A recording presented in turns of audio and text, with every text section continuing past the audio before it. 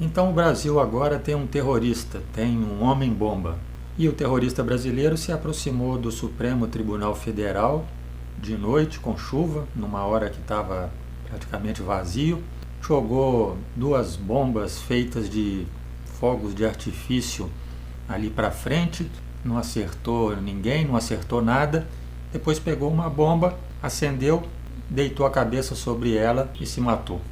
Parece absurdo, parece até ridículo. Vamos analisar um pouco mais a situação e mostrar que, mesmo sendo absurdo, ridículo, canhestro, isso é uma situação que esconde um perigo por trás. Bom, essa situação toda ainda está sendo investigada, mas do que se viu, do que se sabe até agora, é uma coisa assim de cair o queixo. Como que um homem se dispôs a fazer aquilo ali? Qual que era o objetivo dele, né? O que ele tentou? Porque aparentemente não faz sentido nenhum o que ele fez. A filmagem da câmera de segurança ali da praça mostra uma sequência que parece francamente uma ação de alguém fora do juízo, uma coisa ridícula. Ele se aproximou da praça, poucos segundos depois que ele chegou naquela posição, já veio um segurança abordá-lo. Por que o segurança foi tão rápido assim? Respondeu com tamanha prontidão. Porque parece que o autor aí do atentado tinha realizado a explosão do carro antes. E aí já começa a estranheza. Para que ele explodiu aquele carro antes de vir cometer ali o seu atentado? O carro estava parado num estacionamento lá do outro lado, não tinha nada ali perto que fosse um alvo. Por que ele explodiu o carro primeiro? Isso serviu como alerta para o segurança, porque eles ouviram a explosão e aí já ficaram ligados. Será que ele já começou com a sua falta de destreza, com a sua atrapalhada antes? Ele cometeu algum erro lá que fez o carro pegar fogo e aí explodiu o porta-malas? Aí ele vem, chega ali, coloca umas coisas no chão, o segurança aparece, conversa com ele, faz algum alerta, ele corre alguns metros para longe. O segurança dá até uma bobeira, porque fica parado ali perto da mochila dele. Se tivesse uma bomba naquela mochila para explodir, o segurança ia ser atingido, porque estava ali, 1 metro de distância. Aí o autor aí do atentado, Francisco, o homem bombinha, tira uma bombinha e joga ela. Não sei se ele tentou acertar na estátua, passou do lado ali, caiu para cá. Para que ele ia jogar um negócio daquele ali na estátua também, né? O que aquela bombinha ali tão fraca ia causar na estátua? Daí a pouco pega outra, essa um pouquinho maior, e joga.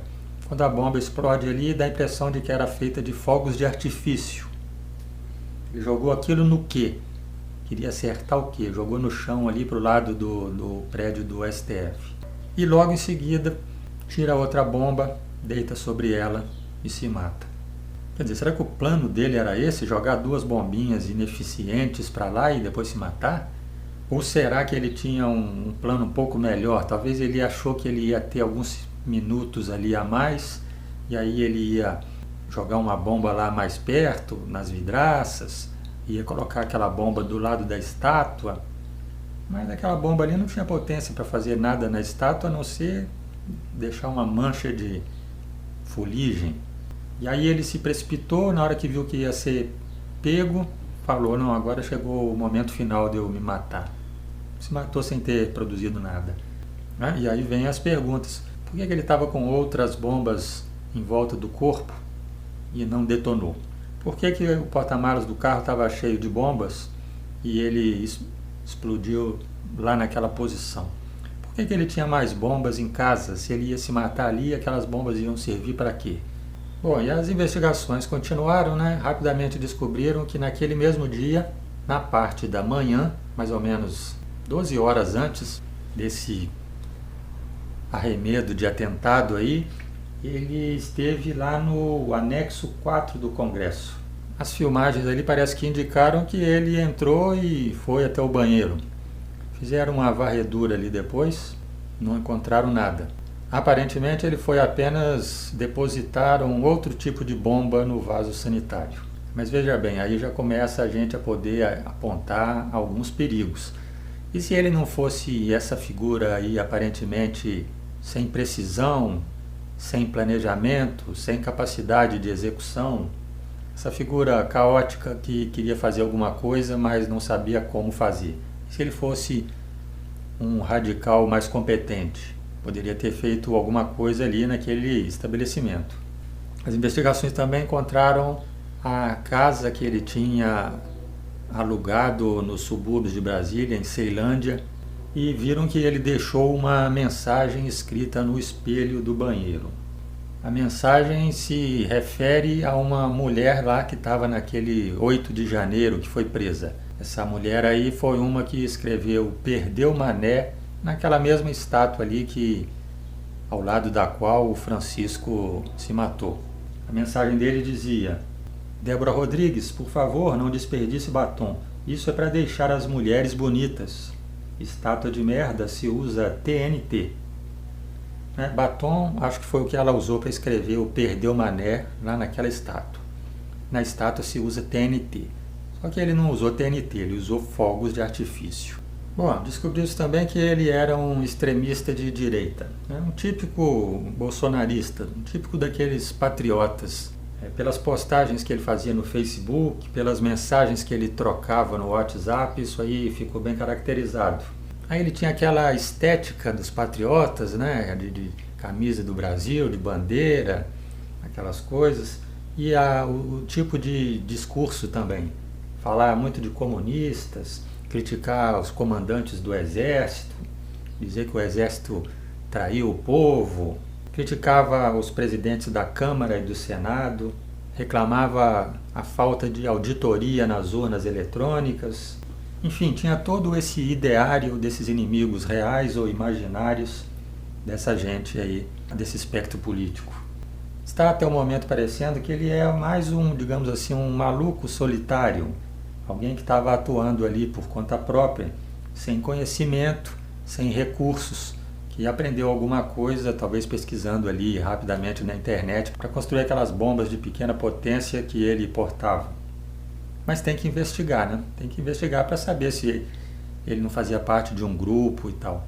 Porque, inclusive, nessas ameaças que ele deixou escritas por aí, ele falou que começaria no dia 13 e terminaria no dia 16. Bom, se ele planejava se suicidar no dia 13, o que vai acontecer no dia 16? Será que tem mais alguém que vai fazer alguma outra coisa? Por isso que tem que investigar, Agora, por que eu digo que, mesmo sendo um terrorista desastrado, alguém portando umas bombas fracas e as utilizando sem um método, sem um objetivo estratégico, mesmo assim indica algo perigoso? Primeiro porque mesmo com bombas fracas, mesmo com fogos de artifício, é possível machucar alguém. É possível mutilar uma pessoa, é possível cegar uma pessoa, é possível matar, inclusive. Se você dispara um rojão no rosto de alguém, você pode cegá-la ou matá-la. Um maluco desse poderia, além das suas bombas ineficazes, estar com uma faca e entrar ali, como ele entrou no anexo da Câmara, esfaquear 1, 2, 10 pessoas lá dentro. Ele pode meter fogo em algum lugar, entrar com uma lata de querosene e botar fogo. Enfim, mesmo malucos solitários e inabilidosos podem causar bastante danos. Agora, uma outra coisa que transcende a atuação pessoal de um ou outro é que esse episódio, assim como aquele de 8 de janeiro, demonstram que a sociedade brasileira está, de certa forma, doente. Essa proliferação de mensagens de ódio, de radicalismo, o tempo todo repetindo que tem que atacar o Supremo, que o Supremo é um problema gravíssimo, é um câncer dentro da sociedade brasileira, exagerando os problemas que de fato existem, fazendo estímulo ao extremismo, um extremismo que favorece algumas pessoas, alguns grupos, políticos que se sustentam e que vão se reeleger passando 4 anos não fazendo nada além de discurso ao extremismo. Favorece também youtubers que identificaram que esse é um nicho que dá muito engajamento. Você abre um canal para ficar fazendo esse tipo de discurso aí e visualizações não vão faltar. Tem gente que fica o dia inteiro ouvindo vídeos e lendo mensagens desse tipo de coisa. todo dia ouvindo discursos inflamados contra o Supremo ou contra qualquer político que teve um atrito com o seu político extremista. Pessoas que estão praticamente saindo da vida real, vivendo metade do dia uma vida virtual de ódio. Discurso de ódio contra autoridades, contra instituições, né? Virou uma estratégia política e uma estratégia de marketing, ficar alimentando esse tipo de coisa. Ensinando essas pessoas a fazer igual. E aí elas ficam pelas redes sociais reproduzindo isso, ofendendo, ameaçando, coagindo. E aí essas pessoas, nessa situação que eu estou descrevendo, são milhares ou milhões pelo Brasil afora. Pessoas que pouco a pouco vão perdendo a sensibilidade e sendo afetadas por essa simpatia de violência. Primeiro, elas começam a reproduzir os discursos que incentivam os outros a fazer. E com o tempo, elas vão sendo permeadas pela vontade de elas fazerem isso. Esse tipo de discurso que está correndo solto em boa parte aí da internet, em boa parte das redes sociais, mantém esses fanatizados atiçados o tempo todo. Então a gente realmente corre um perigo de que pessoas, ainda que incompetentes como esse Francisco das Bombinhas aí, possam se multiplicar pelo Brasil afora e começar a achar que é bonito, que é honroso fazer mini atentados terroristas aqui e ali, jogar uma bomba numa repartição pública, botar fogo no carro de alguma autoridade, ameaçar alguém, dar um tiro, dar uma facada. Esse que é o grande perigo que está por trás do nosso homem bombinha de Brasília. A proliferação de comportamentos violentos derivados de extremismo político. Até um próximo vídeo.